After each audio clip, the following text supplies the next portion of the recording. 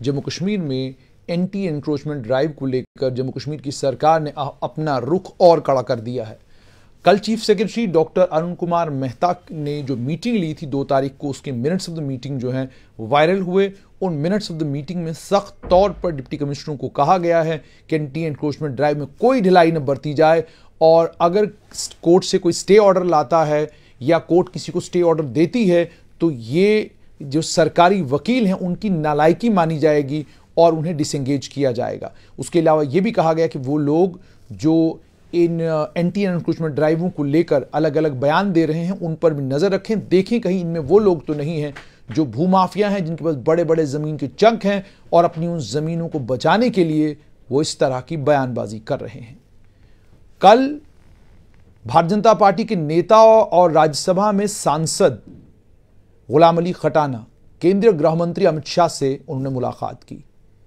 मुलाकात में बहुत सारी बातें हुई और उनके प्रेस नोट में एंटी एनक्रोचमेंट ड्राइव का भी जिक्र है। मेरे साथ हैं गुलाम अली खटाना साहब। मुझे ये बताइएगा कि आपकी केंद्रीय गृह मंत्री से मुलाकात हुई, मुलाकात में क्या बातचीत हुई और एंटी एनक्रोचमेंट ड्राइव को लेकर क्या कुछ आपने केंद्रीय गृह मंत्री को कहा? देखिए, एंटी एनक्रोचमेंट ड्राइव जो है इसकी बैकग्राउंड समझना बहुत ज़रूरी है। इसमें स्टेट लैंड जो होता है ये स्टेट का एक्सचेकर होता है। अब ये इलीगल मीन से अगर लोगों के पास चला जाए तो ये जो स्टेट का एक्सचेकर है ये बैलेंस नहीं रहता है। ये सरकार की, कोई भी सरकार चलाएगा, A, B, C कोई भी चलाएगा, ये उसकी मजबूरी है। एक ये है। दूसरा, लैंड रिफॉर्म्स पूरे देश में उसको वो करा गया, उसके नाम पे वोट लिए गए। जम्मू कश्मीर एक ऐसी रियासत है जिसमें लैंड रिफॉर्म्स हुए, बहुत इसकी पब्लिसिटी हुई, बहुत इसका प्रचार हुआ। वो 70 साल कांग्रेस, नेशनल कॉन्फ्रेंस ने और अदर पार्टीज ने वोट बैंक इसको बनाए रखा। बट जो टिलर्स थे उनको मेजॉरिटी ऐसी है जिसको ओनरशिप राइट नहीं मिला है। कुछ जो असर सुख वाले थे, एक्सपोजर रखते थे, जिनको नॉलेज थी, उन्होंने करा है। अब वो जो टिलर्स है और ओनरशिप राइट नहीं है, उसकी 100 साल से ज्यादा जमीन है, any type of land. J&K का लैंड का एक ही टाइटल नहीं रहता है। आपका वो जो लैंड रिफॉर्म्स एक्ट है उसमें मतलब कुछ एक हद तक ही आप, एक लिमिट थी, उसके ज़्यादा आप नहीं रख सकते। जब आपने उसको डिवीज़न करा, बहुत सारे लोग उसको रेगुलराइज नहीं करवा पाए, बहुत सारे लोग मालिया नहीं दे पाए। उस तरह की भी ज़मीनें हैं लोगों के पास। देखिए, ज़मीन जो है, मतलब एक आम ज़मीन को बाजरा और मक्का के लिए 20 साल लगते हैं बनाने में, उससे सारी ज़िंदगी में लोगों की ज़िंदगियाँ चली जाती हैं।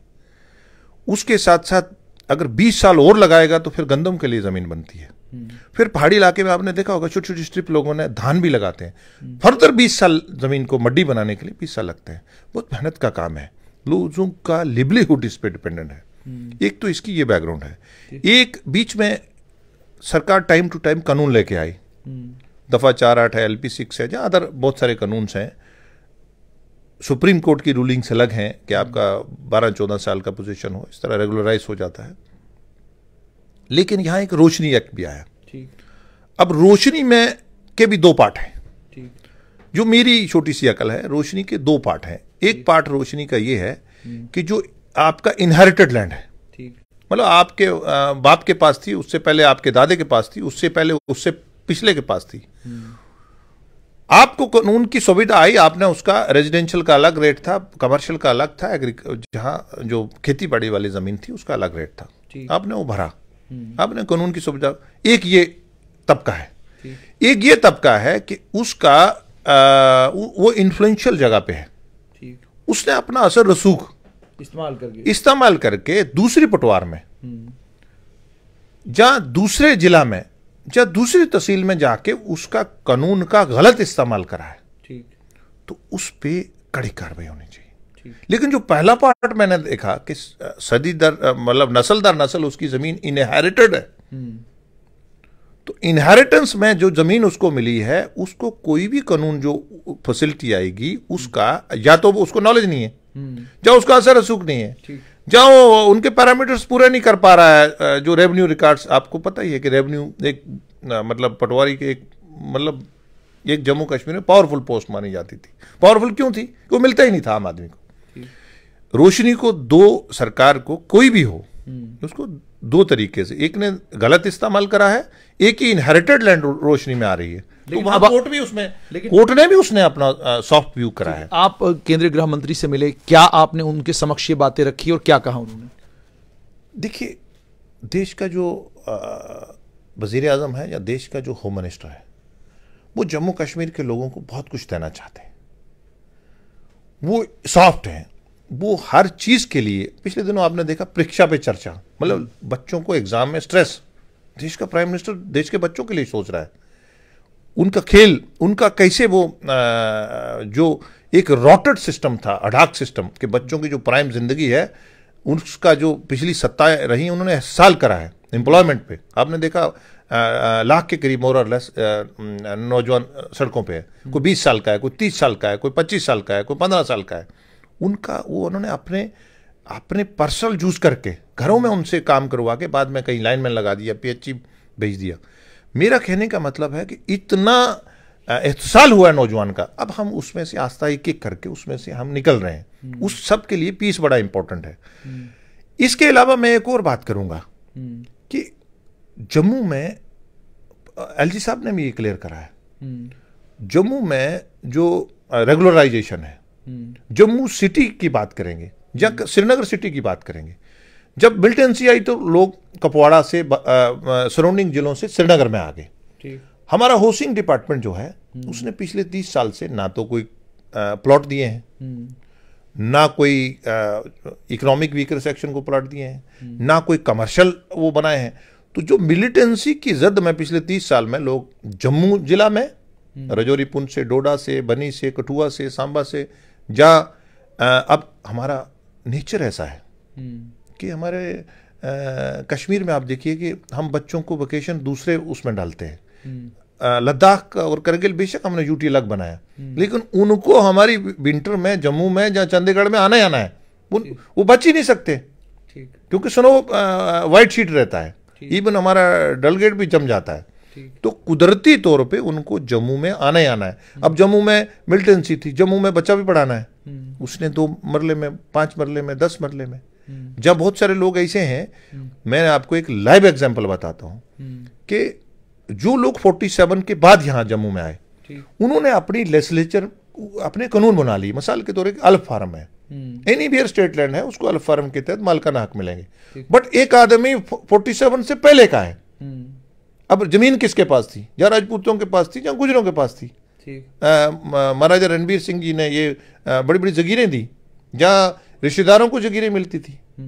अब ये ऐसा तो था नहीं कि जिस तरह बाकी स्टेटों में है कि वहाँ सबको मालिकों को मतलब उनमें नंबर ऑफ जो मालिक से लैंडलॉर्ड्स थे उनको ज़मीनें होती थी। ऐसा नहीं है कि महाराजा ही इसके मालिक थे। तो जहाँ जो लोग काम कर रहे थे, राजपूत ज़्यादातर, आर्मी में देखा होगा फर्स्ट सेकंड वर्ल्ड वॉर में, तो गुज्जर जो है ज़मीन में काम करता था। आपका बिश्नाह तहसील है, आपका मड तहसील है, आपका अखनूर तहसील है, आपने जम्मू में भी देखा होगा कि आप रेवेन्यू रिकॉर्ड देखिए। लेकिन मेरा कहने का मतलब ये है कि हमें इसकी बैकग्राउंड समझना बड़ा जरूरी है। अगर जम्मू शहर में 15 कॉलोनियां रेगुलराइज हुई है, जम्मू शहर के इर्द गिर्द 12 रक्स हैं, किसी का भी, मेरा कहने का मतलब है हम कभी किसी का घर नहीं चाहते, लेकिन जब सरकार का स्टेट एक्सचेकर जमीन ही एक उसके पास पूंजी है, वो इम्बैलेंस हो जाएगा, कोर्ट भी बीच में है, तो सरकार कभी मजबूर हो जाती है ट्रांसपेरेंसी के लिए। अब ठीक है, वो चलेगा। जिन्होंने इन्फ्लुएंशियल, जिन्होंने अपना दुरुपयोग करा है, जिन्होंने वो करा है, उनको तो सख्ती होनी चाहिए। लेकिन आप केंद्रीय गृह मंत्री से मिले तो आपने उनको इस बाबत क्या कहा और उन्होंने कोई एश्योरेंस दिया? उन्होंने एश्योरेंस दिया है। उन्होंने कहा कि हम किसी को भी उनका जो वो था कि हम जम्मू कश्मीर के लोगों को उस मिलिटेंसी से निकाल के हम पीस की तरफ, डेवलपमेंट की तरफ, वो एम्प्लॉयमेंट, वो देश की, जम्मू कश्मीर की तरक्की की तरफ बढ़े और देश की तरक्की में वो हिस्सेदार कैसे बने, हमारी ये प्रायोरिटी है। हम किसी को भी वो नहीं करना चाहते। लेकिन वो कहते हैं ना, दरिया जो आप उसकी ज़मीन अनकरो जितनी मर्जी करो, लेकिन जब वो पानी अपना कभी 10 साल, 20 साल, 30 साल बाद आता है तो वो अपनी ज़मीन ले लेता है। इसी तरह जो भी ज़मीनें गलत इस्तेमाल से, और सरकार के कितना पॉजिटिव है कि हम किसी मीडियम को जो जिनका लिवलीहुड है उसको हम तंग करने वाले नहीं हैं। जिन्होंने दुरुपयोग करा है, जिन्होंने गलत इस्तेमाल करा है, अपनी पोजीशन का लूट खसूट करी है, वो सरकार के उसमें है, उसमें तो कार्रवाई होनी ही चाहिए।